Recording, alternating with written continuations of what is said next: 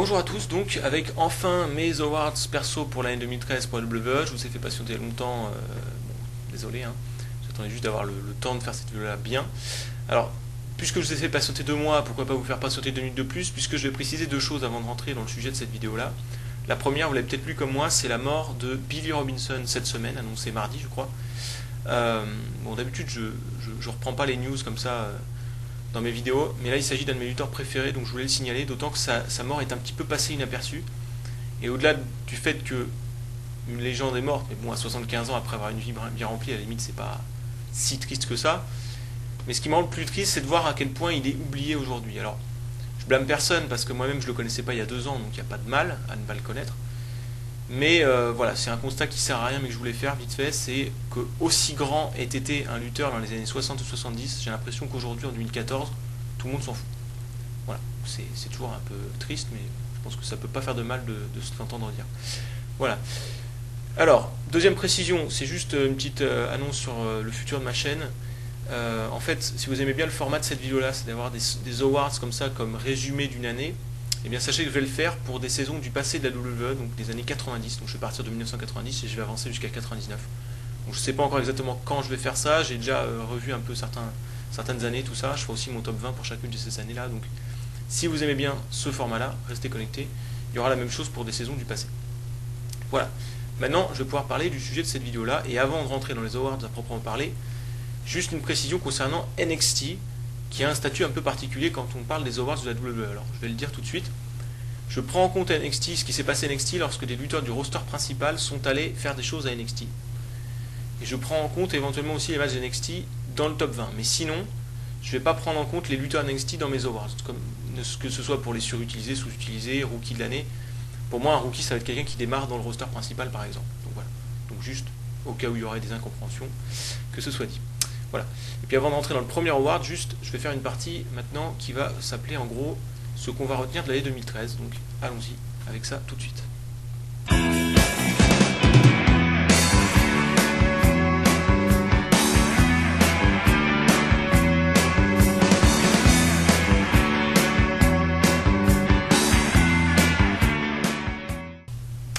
Alors, ce qu'on va retenir de l'année 2013. Bon, là forcément on en sort, donc ça paraît pas forcément le truc le plus passionnant du monde, mais je pense que ça peut être intéressant de se dire, voilà, qu'est-ce qui va rester un petit peu dans 10 ou 15 ans par exemple de l'année 2013. Alors je pense que ce sera l'année où automatiquement quand on y pensera on se dira c'est la dernière année avant que le WWE Network arrive. C'est vrai que c'est tout con, mais je pense que ça sera un peu ça dans l'esprit. 2013 la dernière année avant l'arrivée du Network, et 2014 l'arrivée du Network.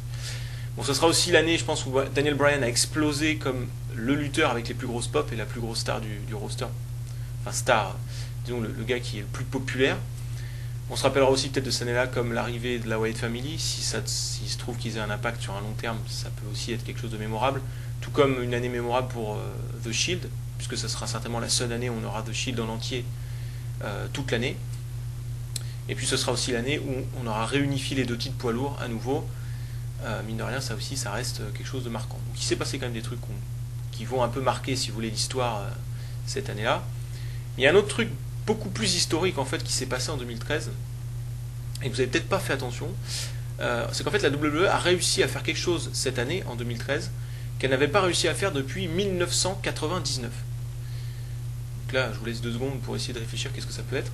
En fait, la WWE a réussi à avoir une audience moyenne pour son show hebdomadaire principal, donc Raw, supérieure à l'audience moyenne de Raw de l'année précédente. Donc 2013 a fait mieux en audience moyenne à Raw que 2012. Et en fait, si vous reprenez toutes les années depuis 99 par rapport à 98, où 99 avait fait mieux que 98 pour l'audience de Raw, toutes les autres années c'est moins bien. 2000 moins bien que 99, 2001 moins bien que 2000, 2002 moins bien que 2001, etc. jusqu'à 2012 moins bien que 2011. Mais 2013, cette fois-ci, on est reparti dans le bon sens. Alors attention, bémol, c'est revenu dans le positif, mais de 0,01%.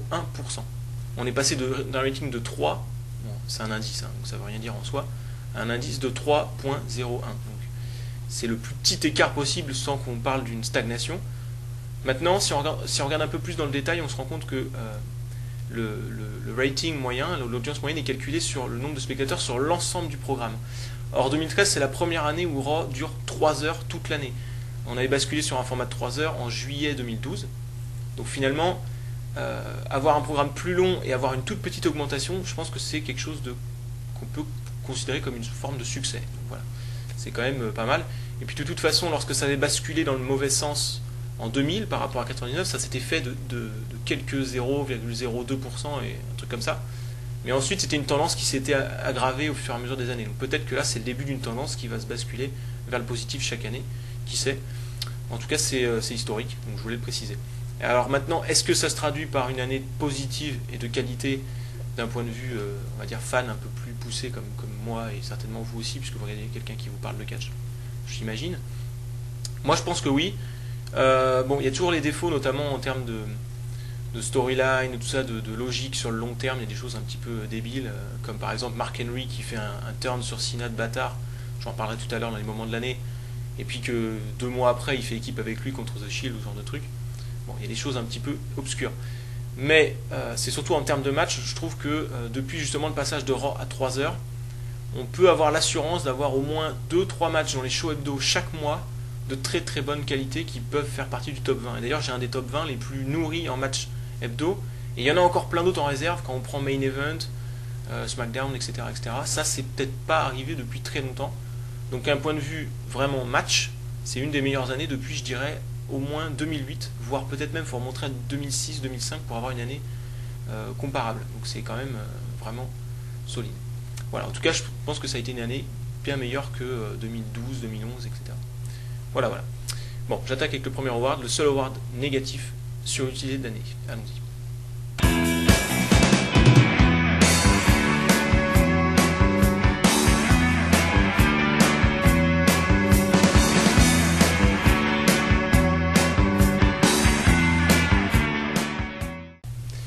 Alors, vous l'avez vu mon podium et vous êtes peut-être choqué parce que en fait j'ai eu beaucoup de mal à faire cet award. C'est l'award sur lequel j'ai le plus hésité, c'est celui qui a été le plus difficile à faire parce qu'il n'y a pas de scandale, il n'y a pas de lutteur qui s'impose de façon évidente, il n'y a pas l'espèce d'épave qu'on s'est traîné toute l'année ou un gars qui a été poussé dans le main event et toute l'année tu t'es dit putain c'est quoi ce bordel. Du coup je suis un peu obligé d'y aller un peu par défaut. Donc je me suis retrouvé à mettre The Rock, je vais expliquer son cas dans 2 secondes. Et puis 2 mid-carders, plus ou moins, Curtis Axel et Biggie Langston. Alors pour ces deux-là, ce qui peut pas être justement le plus frappant, parce qu'ils n'ont pas été spécialement très utilisés, je pense que c'est parce qu'ils ont montré leurs limites. Ils ont un peu, si vous voulez, plafonné à un certain niveau. Je pense Curtis Axel plus que Langston, parce qu'il a eu un peu plus de rôle à jouer dans l'année. Mais voilà, c'est cette idée-là, c'est l'idée de plafonner. Mine de rien, Curtis Axel, on lui a donné un plus gros personnage, un peu de temps en micro, des gros matchs en pay-per-view. Il n'y a rien qui est ressorti. Je trouve pas que son personnage ait quelque personnalité spéciale que ce soit. Au niveau des matchs, on n'en retient pas vraiment un qui ait été meilleur qu'un autre, etc. Et pour Biggie, c'est un peu le même principe. On a l'impression que c'est un push à la Ezekiel Jackson, vous voyez, ou genre de truc. C'est-à-dire le gars qu'on a pushé juste sur son physique. Et à l'arrivée, ça coince dans le ring, ça coince. C'est pas forcément mauvais, mais c'est pas spécialement bon non plus. Puis du coup, j'imagine qu'il va perdre son titre et puis retourner à l'anonymat assez rapidement. C'est pas ce que je lui souhaite, j'espère me tromper, mais c'est l'impression que ça m'a donné sur l'année 2013 en tout cas. Et enfin The Rock premier, puisque c'est le seul truc qui m'a vraiment gêné dans l'année si vous voulez, donc même s'il est resté que quelques mois, ça paraît abusé qu'il soit surutilisé de l'année, mais n'empêche que sur ces quelques mois-là, il a quand même récupéré le main event de WrestleMania, 2 grands matchs en pay-per-view, et puis surtout le titre de champion poids lourd, alors qu'il n'était pas là à temps plein. Ça, avec le fait que ses performances, que ce soit dans le ring au micro si vous voulez, ou dans le ring pour les matchs, étaient plutôt mauvaises, enfin, moi j'ai trouvé en tout cas, mais je crois qu'on est à peu près tous d'accord là-dessus, j'ai l'impression, en tout cas sur les matchs, fait que j'ai eu du mal. C'est la combinaison de mauvaise performance plus pas méritant plus énorme push qui fait que il y a une petite coince. Alors forcément il était là que 3 mois, donc c'est pas très très grave, mais bon, comme il n'y a pas de scandale, bah, il se récupère la première place. Voilà.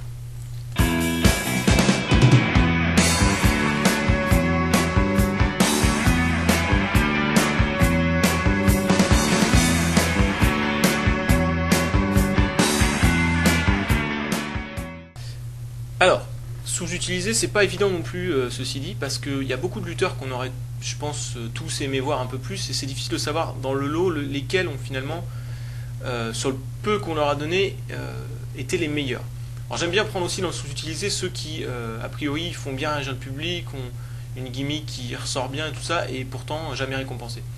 Du coup, j'ai toujours j'ai remis Zack Ryder en numéro 1. En fait, ce gars-là, j'ai dû le mettre sous-utilisé l'année dernière. J'ai pas revérifié, mais c'est bien probable. Parce que je trouve que c'est un gars qui continue à avoir des bonnes réactions du public, mais alors on le voit quasiment jamais. Et pourtant, dans le peu qu'on a vu, alors je me base peut-être un peu plus sur ce qu'on a vu l'année dernière que cette année, parce que cette année on a vraiment quasiment pas vu. Mais il est souvent bon, quoi. Peut-être même tout le temps bon. Il est jamais excellent, ok. Voilà. Et en plus, il a une gimmick particulière, il a quelque chose à lui, quoi. Donc je comprends pas pourquoi on l'utilise pas un peu plus. Je sais pas, ne serait-ce que dans la division par équipe, je ne demande pas à ce qu'il soit champion ni rien, hein, mais bon, bref. Voilà. Et puis derrière lui, j'ai mis 3NB, c'est un peu le même truc. J'ai fait un lot de 3.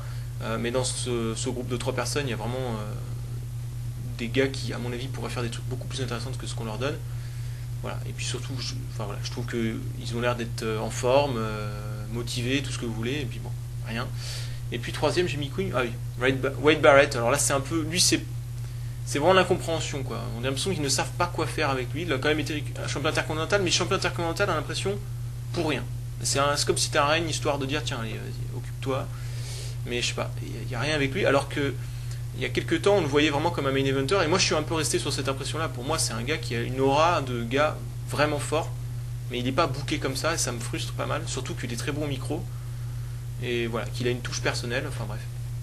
Je trouve ça très dommage, donc voilà, c'est un peu mes déceptions de l'année si vous voulez, c'est un peu mon petit coup de gueule, vite fait.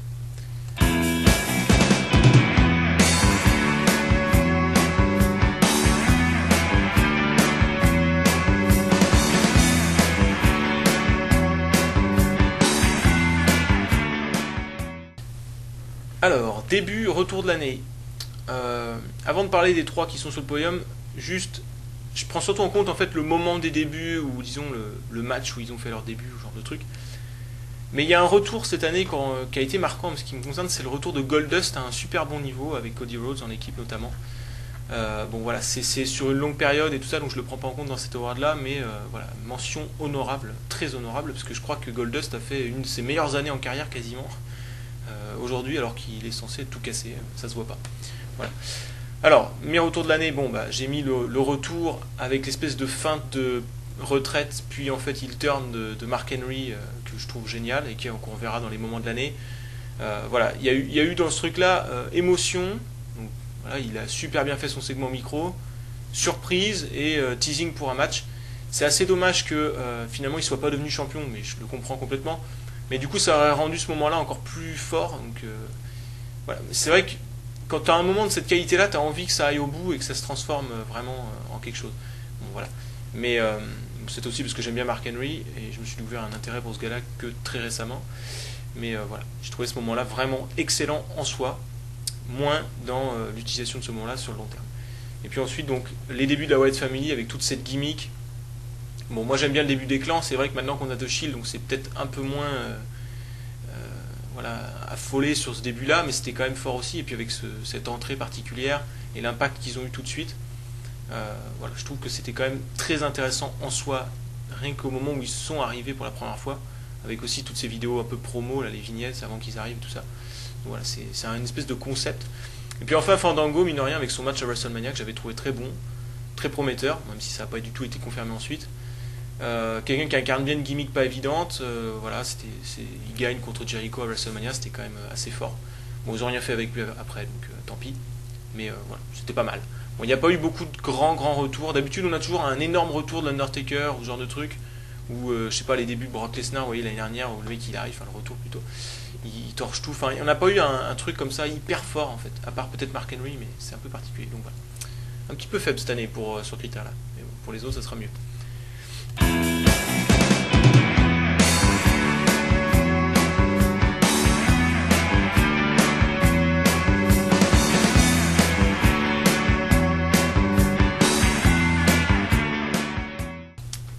Alors, newcomer, pour ne pas dire rookie, le podium il est sympa, vous avez vu mon podium.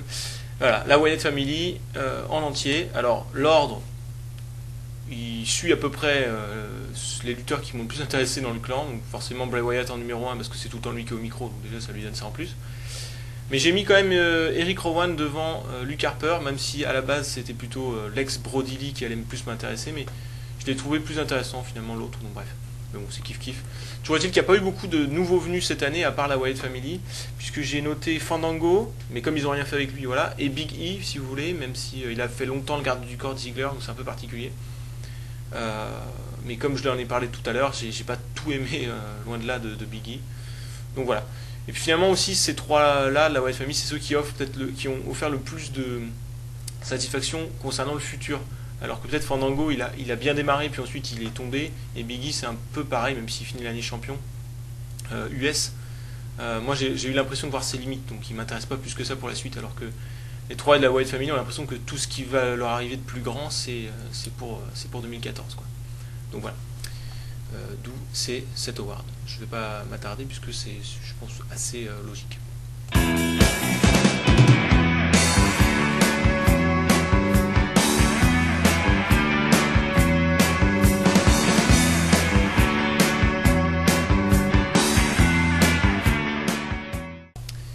Alors, un autre award où j'ai eu beaucoup de mal, parce qu'il y a plein de prétendants pour celui-ci, la plus grosse progression de l'année. Alors avant de rentrer exactement dans l'explication de mon podium et de tous ceux qui ont bien figuré, qu'est-ce que j'entends par progression de l'année? C'est pas seulement la progression dans le changement de statut dans le roster, si vous voulez, un gars qui passe de mid-carder à main eventer ou ce genre de truc. Je le prends en compte, mais pas plus que je ne prends en compte l'augmentation de la qualité des matchs, par exemple, ou l'augmentation de la qualité dans la façon d'incarner son personnage, en segment, au micro, vous voyez, tout ce côté-là aussi. Donc voilà. Évidemment, tout est lié, donc après, voilà, c'est... Forcément, quand le mec change de statut, souvent ça s'accompagne de gros matchs, ça s'accompagne d'une autre gimmick et tout. D'où le fait que j'ai Roman Reigns numéro 1, puisque c'est celui que je pense à peu près tout le monde a mis progression de l'année. Je crois que le plus gros truc chez lui, c'est le fait d'avoir changé le regard que les gens ont sur lui. C'est plus juste un big man qui accompagne deux gars talentueux, maintenant c'est un gars talentueux avec deux autres. Donc dans The Shield, il a été très bon individuellement dans ses matchs, et pas seulement bon parce qu'il y avait avec lui d'autres gars, quoi. C'est un peu ça qui fait la différence pour Roman Reigns. Et en plus, même dans son personnage, je trouve qu'il a vraiment trouvé le ton juste dans son espèce de côté un peu, j'ai envie de dire, Big Daddy Cool, quoi, l'espèce de force tranquille comme ça. Voilà, donc ça c'est très bien. En 2, j'ai mis Antonio Cesaro. Alors lui, vous allez me dire, il n'a pas tellement changé par rapport à l'année d'avant. En fait, le gros truc, c'est que lui, il est devenu hyper bon dans le style in-ring de la WWE. C'est-à-dire qu'il était déjà bon dans le ring avant, certes, mais il n'a pas réussi à faire autant de grands matchs l'année dernière. Mais alors cette année, c'était une boucherie. D'ailleurs, vous allez le retrouver tout à l'heure dans les lutteurs de l'année tout court. Parce que voilà, in-ring pour moi c'est le meilleur du roster, meilleur que Daniel Bryan, parce que beaucoup plus varié, plus, bah, je sais pas, je trouve beaucoup plus intéressant. Maintenant, il faudrait qu'il réussisse à donner plus de personnalité, qu'il arrive à développer un côté dramatique dans ses matchs un peu plus fort, parce que sinon, sur tout le reste, il est à fond, je pense. Et enfin, le troisième, plutôt la troisième, et ça c'est une grosse surprise, j'ai mis enfin une femme dans des awards. C'est Brie Bella, donc, qui incarne un petit peu la progression assez nette de la division féminine cette année. Finalement, j'ai mis elle plutôt que AJ, puisque AJ, finalement, on ne l'avait pas tellement vu lutter avant ça, alors que elle, on l'a vu lutter avant avec un beaucoup moins bon niveau, et là, cette année, on l'a vu lutter avec un bon niveau. Donc ça, c'est une putain de grosse progression in-ring. Alors après, voilà, c'est difficile de dire si elle a progressé au niveau de son personnage ou quoi, parce que bon, la division féminine est un petit peu, voilà, elle est un petit peu anecdotique sur les bords, mais bref. Alors pour les précisions des gars qui ont très bien figuré et qui auraient pu se retrouver sur le podium, il y a Alberto Del Rio qui, à mes yeux, a changé de statut. Je le trouve beaucoup plus intéressant au micro qu'avant. Je le trouve plus intense dans le ring, il fait plus vicieux, plus violent, je sais pas, il y a quelque chose, et il a eu des meilleurs matchs d'une manière générale. C'est même devenu pour moi un prétendant au podium des meilleurs lutteurs de l'année. On verra tout à l'heure s'il y est ou pas. Il y a Cody Rhodes aussi, je trouve, qui a pas mal augmenté aussi son niveau de match et l'impression qu'il donne qu'il peut vraiment augmenter le rythme et l'intensité de ses matchs et continuer à être propre et bon comme ça. Sinon, il y a Daniel Bryan qui a complètement explosé au niveau de sa popularité, mais je trouve qu'à la limite, je l'ai préféré, moi, dans sa période heel, dans ses matchs in-ring. Donc, ce qu'il gagne d'un côté, il a peut-être un petit peu perdu de l'autre, mais bref. Et voilà, soit c'est tout. Bah, sinon, il y a Ziggler et Goldust. Goldust, j'en ai parlé tout à l'heure, et puis Ziggler, mais il a progressé, puis il a régressé ensuite, donc c'est un peu particulier. Voilà. Enfin, régressé au niveau de son push pour son cas. Voilà, je passe à la suite.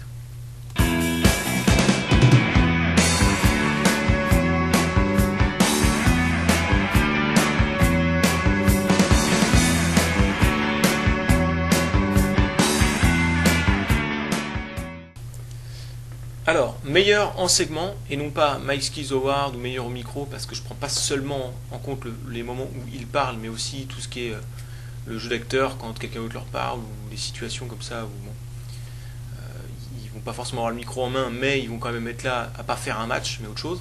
Bref. Donc le podium, à mon avis, il n'est pas très surprenant. On a en première place quelqu'un qui est l'un des meilleurs de tous les temps dans ce domaine-là, et qui plus est excellent dans un rôle qui est pas évident à tenir. C'est l'espèce de face tout con, tout gentil, mais c'est très difficile, je pense, d'être vraiment intéressant au micro dans ce rôle-là, et il y arrive. Donc c'est énorme. Imaginez juste s'il était heel un jour, putain, ça serait hallucinant. Ce mec. Bref, j'espère qu'on le verra un jour. Enfin, il a déjà été heel il y a longtemps, mais c'était pas pareil. Voilà, donc Cena numéro 1, incontestable. Pour des raisons que certainement les haters de Cena ne verront jamais, donc c'est pas la peine que j'argumente. Deuxième, Paul Heyman. Donc lui dans un rôle, il est très très bon, hein, peut-être meilleur que Cena si vous voulez, mais je pense dans quelque chose de beaucoup plus facile à faire, c'est une espèce de heel un peu machiavélique comme ça, manager. Et puis il y a quand même eu des déchets en ce qui me concerne chez Paul Heyman, notamment je me souviens de cette promo vraiment pourrie qu'il avait fait lorsqu'on l'avait mis sur le haut de la cage lors de Hell in a Cell. Bon, si vous voulez vous revoir une promo bien pourrie de Paul Heyman, je pense que celle-là elle se pose là. Et puis enfin Triple H, que j'ai surtout aimé à partir du moment de son heel turn. Donc finalement c'est comme s'il avait fait une moitié d'année, parce qu'avant il était assez banal. Mais à partir du moment où il a fait son heel turn, je le trouve très intéressant dans son personnage de pas vraiment heel, juste parce qu'il est un peu corporate. Et des moments il va être complètement heel, puis d'autres moments ça va être que à moitié, enfin c'est pas mal fait.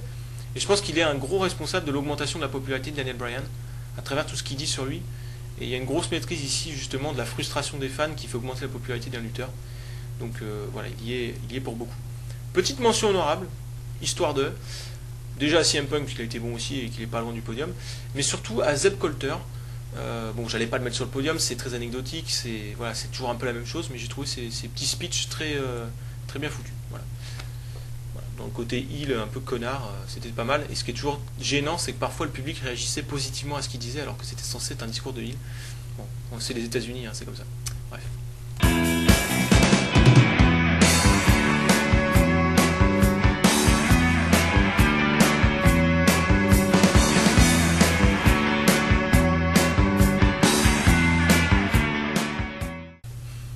Alors, tag team de l'année, ça c'est un truc qui a vraiment bien progressé cette année, notamment grâce à The Shield, puisque c'est une équipe de 3, mais n'empêche que ça a pas mal attiré les regards.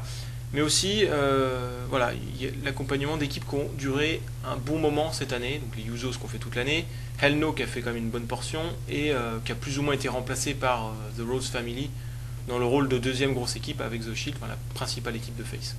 Bon, voilà, il y a quelques autres équipes pas mal, mais celle-ci, c'est vraiment les 4 que j'ai envisagé pour le podium. C'est Usos qui sort du podium parce que finalement, c'est ceux qui ont le moins grand nombre de gros matchs de ces 3-là. Ça peut venir aussi du push. Voilà, après les 3 autres, vous pouvez les mettre peut-être dans un ordre différent. Je pense que Shield premier, c'est assez évident parce que tout le monde a eu un bon match avec eux. C'est le fait aussi que ce soit eux l'équipe heel et les autres qui sont des faces finalement qui viennent contre eux. Après The Shield, le problème c'est que parfois ils étaient 3, donc ça biaise un peu le truc. Donc voilà, mais je prends en compte notamment les performances en équipe d'une équipe quand elle est accompagnée d'un autre lutteur. Donc Hell No avec Randy Orton, ça compte aussi, vous voyez. Donc bref, voilà, en tout cas division par équipe excellente avec pas mal de très bons matchs par équipe dans le top 20, ce qui n'était pas forcément arrivé depuis quelques années, je pense.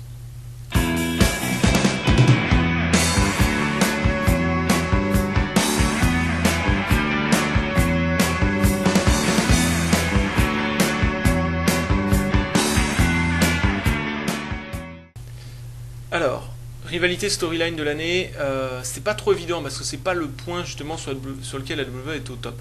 Là-dessus, elle peut vraiment progresser. Je pense qu'il y a eu des storylines qui étaient un petit peu. On a vraiment trop senti le fait qu'ils les écrivaient au jour le jour et pas vraiment planifié trop à l'avance. Notamment tout ce qui a été la rivalité entre Randy Orton, Daniel Bryan et puis l'implication de Triple H là-dedans.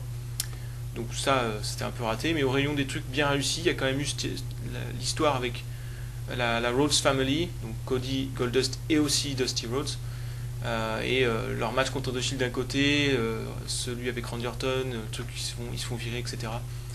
La prise de titre par équipe, tout ça, tout ça m'a vraiment beaucoup intéressé, et puis ça a augmenté aussi mon intérêt pour le titre par équipe. Il y a eu le retour de Goldust là-dedans avec un bon niveau, ça a fait beaucoup réagir le public. Je trouve que tout ça c'était que du positif, il n'y a rien eu de raté, je pense, là-dedans. Donc ça c'est vraiment bien, et puis je pense que ça a vraiment aussi un peu plus verrouillé, on va dire, Cody Rhodes en face. Et mine de rien, il avait besoin de ça après son face turn qui n'était pas évident puisque Sandow était assez populaire aussi, quoi, quelque part, auprès de certains fans. En numéro 2, j'ai mis la rivalité entre Punk et Paul Heyman, qui est passé par plusieurs états. Curtis Axel, Ryback, Brock Lesnar, pas dans l'ordre d'ailleurs ce que je dis là, mais bref. Au début ils étaient associés, tout ça, donc toute la rivalité qui englobe ces deux gars-là. Et puis en troisième, la rivalité entre Hell No, donc Kane et Bryan et The Shield, qui à mon avis la rivalité qui a lancé d'une part The Shield comme force vraiment dominante et super forte et tout d'un côté, mais aussi, surtout, lancé Daniel Bryan comme... Il y a eu tout ce côté-là, si vous vous souvenez, où on disait que c'était le maillon faible et du coup, lui, il voulait en faire plus, etc. Il y a eu cette petite rivalité face-face avec Randy Orton et tout ça. Je pense que c'est tout ça qui a vraiment lancé le phénomène de l'année Daniel Bryan. Donc, cette rivalité-là, on va quand même la signaler pour ça. Voilà.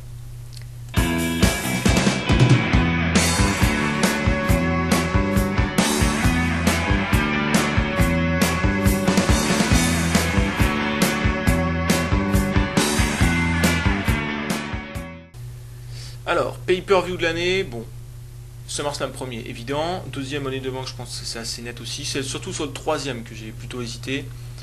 Bon, je l'ai pas revu, je garde un bon souvenir de Extreme Rules, j'ai essayé de regarder un peu toutes les cartes.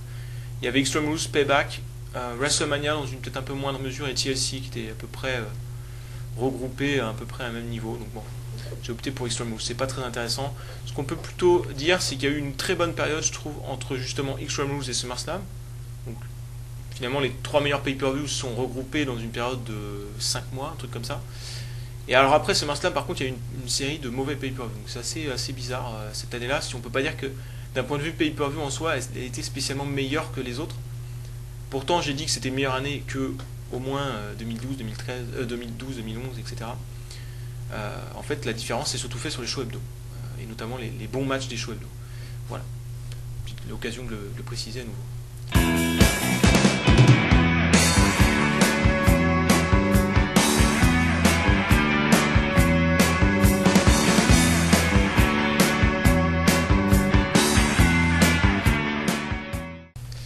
Alors, match de l'année, je vous laisse regarder le top 20 de toute façon et les mentions honorables.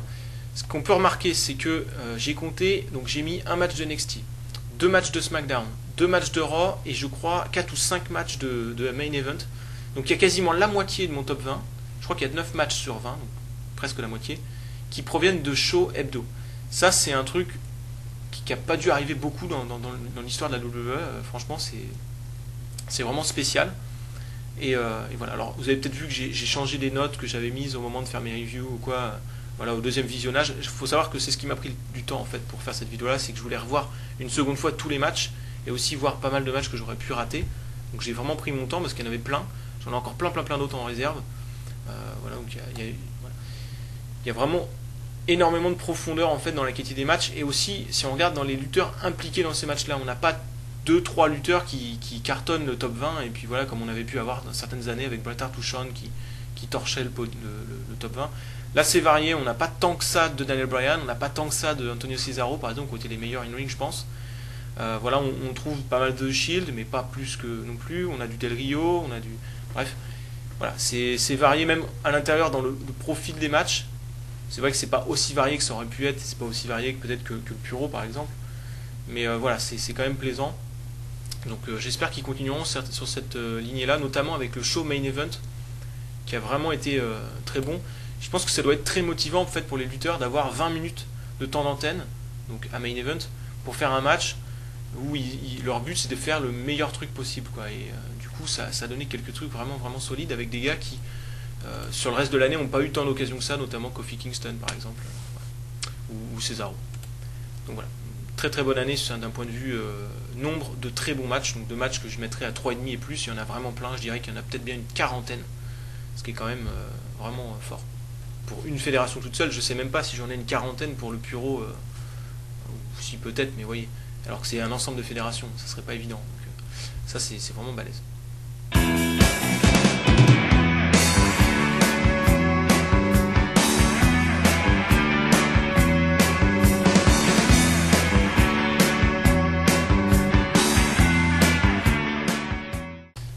Alors, moment de l'année. Alors, ce que je ferais quand je ferais mes awards pour des saisons du passé, je les mettrais carrément, mes moments de l'année. C'est-à-dire que je les mettrais en vidéo, vous les verrez. Ça sera mieux. Mais là, comme c'est une saison que vous connaissez tous, a priori, puisque regardez du catch en ce moment, vous avez dû regarder le catch l'année dernière, vous les avez vus. Je vous les remets pas. Donc numéro 1, évident, je crois que 100% des gens mettraient ça comme moment de l'année, à mon avis. La fin de SummerSlam, c'est-à-dire Daniel Bryan qui bat Cena clean, waouh. Orton qui cache son monnaie de banque, waouh. Heel turn de Triple H, waouh. Voilà. 3 trucs à la suite, ça te change la face du monde, c'est un truc de fou. Voilà, non mais voilà, on a rarement eu sur un concentré de 5 minutes autant de choses, on va dire, historiques. Donc voilà, c'était vraiment. Et puis c'était super bien fait. La victoire, elle est clean et elle est belle de Bryan au terme d'un super match. La manière dont Orton arrive avec cette espèce d'assurance comme ça, et ça paraît logique en même temps vu le match et tout ça. Après le moment où Orton et Bryan se battent, il y a vraiment une ambiance de fou. Le turn de Triple H est bien fait, même si certains disent qu'ils l'ont senti venir, mais il y en a d'autres qui ne l'ont pas senti. Moi par exemple.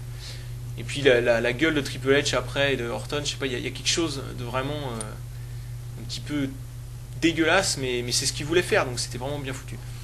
Il y a le segment avec Mark Henry en numéro 2, dont j'ai déjà parlé, qui est super bien fait, puisqu'il regroupe là aussi pas mal de choses. Surprise, émotion, impact, j'en ai déjà parlé. Et puis en 3, j'ai beaucoup hésité, parce que finalement, il n'y a pas un troisième moment aussi fort que ça. Et finalement, j'ai mis un truc qui est assez rare dans l'histoire du catch, et qui est difficile à faire, c'est de faire un double turn dans un match. Et Del Rio et Ziggler l'ont fait, et très bien. Et j'ai trouvé finalement... bon, c'est vrai que c'est la moitié d'un match, donc c'est un peu particulier d'appeler ça un moment. Mais voilà, je trouve que ça a tellement sublimé le match, finalement, voilà, c'était vraiment quelque chose de particulier, c'est tellement dur à faire. C'est vraiment dommage qu'en fait, derrière, Del Rio n'a pas forcément été hallucinant, même si je l'ai trouvé très bon, mais ils ont un peu rien fait avec lui, si vous voulez. Et surtout, c'est surtout dommage qu'avec Ziggler, ils n'aient pas enchaîné avec un run de face, je sais pas, quelque chose de bien là derrière. Donc, bon. Mais toujours est-il que je le mets numéro 3. Alors, dans les prétendants, j'avais pensé au face turn de Punk, avec toute la rivalité avec Paul Heyman, il y avait quelques gros moments. Le cash de Dolph Ziggler, avec une ambiance de fou furieux sur Del Rio. Et puis, la plus belle pop peut-être de l'année, c'est le moment où Cody Rhodes rive les épaules c'était de Seth Rollins à la fin du match de quel pay-per-view, c'était Battleground, je crois, je sais plus, où ils récupèrent leur job en fait avec Goldust. Il y avait une pop de fou, c'était vraiment une fin de match très très haletante, donc je l'aurais presque mis, mais bon, voilà, c'est quelques moments parmi plein d'autres. Il y a eu pas mal de petites choses. C'est pas une année qui est spécialement très très forte à ce niveau-là, mais les deux premiers du podium sont très très forts, je pense quand même.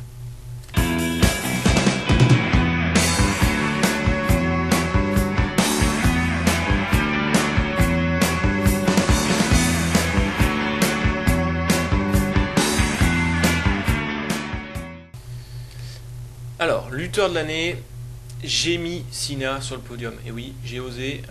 Je pense que ça peut choquer certains. En fait, j'ai beaucoup hésité entre Cena, Punk et Del Rio pour la 3ème place. Pour moi, les deux premiers, c'était vu. Bryan avec un très très bon niveau in-ring, beaucoup de grands matchs dans l'année, toute une popularité, un gros rôle, etc. Donc bref, c'était assez évident et la plupart des gens ont mis Daniel Bryan de toute façon. Enfin, quand je dis la plupart des gens, c'est peut-être bien d'ailleurs tout le monde a mis Bryan premier, donc je pense que là, il n'y a pas trop de doute. En deuxième, par contre, ça peut paraître surprenant, mais moi j'ai mis Cesaro parce que ce qui m'intéresse le plus dans le catch, c'est les matchs. Et à ce jeu-là, on ne peut pas contester qu'il est vraiment un des tout meilleurs. Et donc, top 20, ça doit être un des lutteurs qui figure le plus de fois, alors qu'il n'a pas forcément eu derrière les storylines et les rivalités pour justement avoir des grands matchs en termes de hype.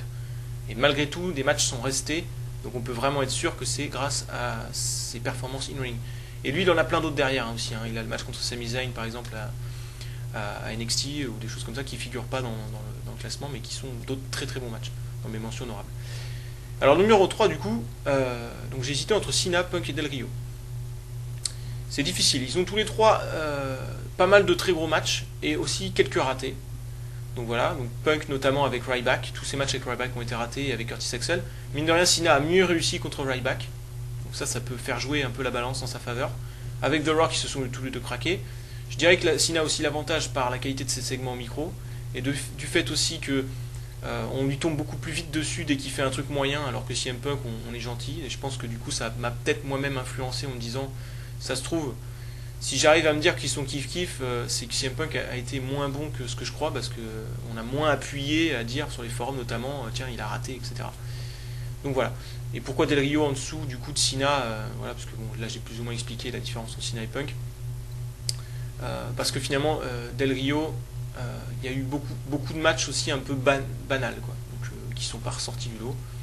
Finalement, il a eu un moins gros impact, ne serait-ce que sur mon top 20 et les mentions honorables, que Sina. Donc voilà. Mais c'est très difficile. Je pense que c'est vraiment le micro de Sina que j'estime vraiment haut qui fait la différence ici. Voilà, donc un joli petit podium, et je suis pas sûr que Sina ait jamais été sur le podium avant. En tout cas, moi je l'ai jamais mis sur mon podium de lutteur de l'année avant. Peut-être qu'il l'était je pense en 2007 ou 2008. Et je n'avais pas fait mes awards ces années-là, donc voilà. Donc on peut considérer que ça se traduit finalement dans mes awards, le fait que Sina progresse encore beaucoup. C'est ce que je pense, et beaucoup de gens le disent. Donc voilà. À mon tour, je confirme. Voilà, donc j'arrête là. Et puis, normalement, j'ai oublié aucun award, ouais. Et puis je vous dis à la prochaine, donc avec je ne sais pas quoi encore. Ça peut être l'histoire du Puro en 25 minutes, 30 minutes, je ne sais pas exactement. Des awards pour des saisons du passé, donc probablement 1990. Ou alors complètement autre chose, qui sait. Voilà, et puis j'écoute maintenant vos commentaires concernant mes awards, je suis sûr que vous en avez plein. Bye.